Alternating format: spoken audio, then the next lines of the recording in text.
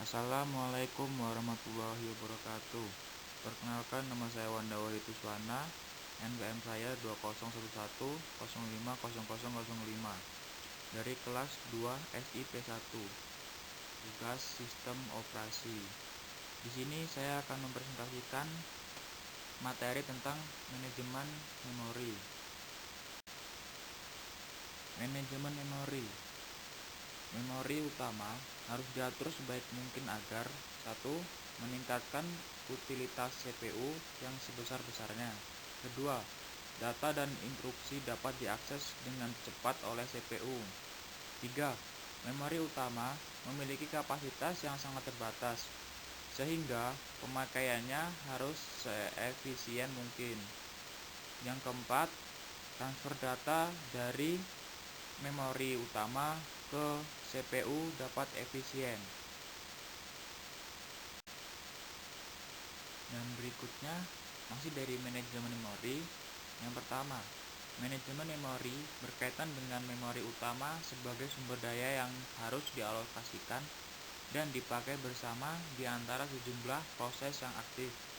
Yang kedua, manajemen memori juga berkaitan dengan usaha agar pemrogram atau pemroses tidak dibatasi oleh kapasitas memori fisik yang terdapat pada sistem komputer. Berikutnya ada fungsi manajemen memori. Yang pertama, mengelola informasi memori yang terpakai dan yang tidak terpakai. Yang kedua, mengalokasikan memori ke proses yang memerlukan. Yang ketiga, mendealokasikan memori dari proses setelah selesai. Yang keempat, mengelola swapping antara memori utama dan fisik. Selanjutnya ada swapping. Swapping adalah suatu proses dapat dialihkan sementara dari memori ke suatu tempat penyimpanan dan dipanggil kembali ke memori jika akan melanjutkan eksekusi. Yang kedua, manajemen memori berdasarkan beberapa swapping. Yang pertama, manajemen tanpa swapping. Yang kedua, manajemen dengan swapping.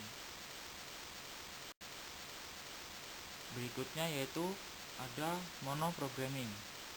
Yang pertama, merupakan manajemen memori paling sederhana. Sistem komputer hanya mengizinkan satu program atau pemakai berjalan pada satu waktu. Yang kedua, semua sumber daya sepenuhnya dikuasai proses yang sedang berjalan. Yang ketiga, ciri-ciri manajemen memori monoprogramming. A. Hanya satu proses pada satu saat. B. Hanya satu proses menggunakan semua memori. C. Pemakaian memuatkan program ke seluruh memori dari disk atau type. D. Program mengambil kendali seluruh mesin. Yang keempat, karena hanya terdapat satu proses dan menguasai seluruh sistem, maka alokasi memori dilakukan secara berurutan.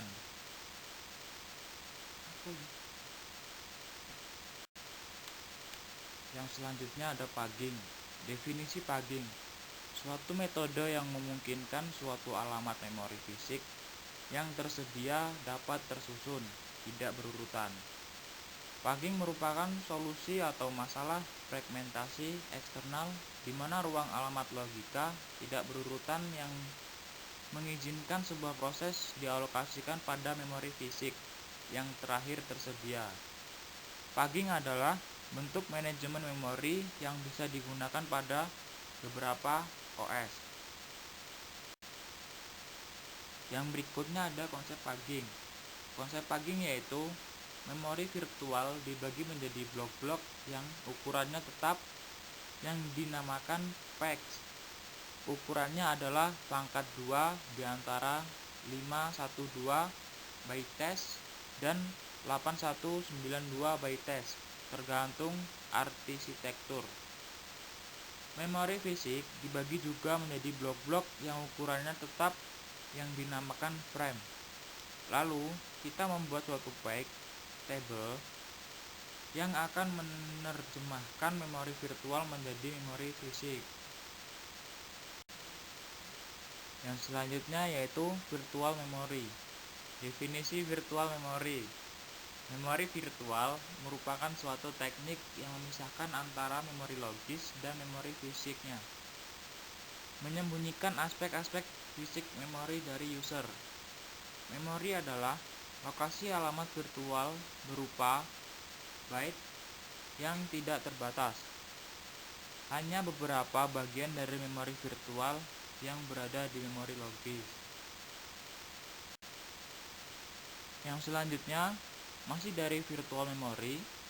Kecepatan maksimum eksekusi proses dari memori virtual dapat sama, tetapi tidak pernah melampaui kecepatan eksekusi proses yang sama di sistem tanpa menggunakan memori virtual.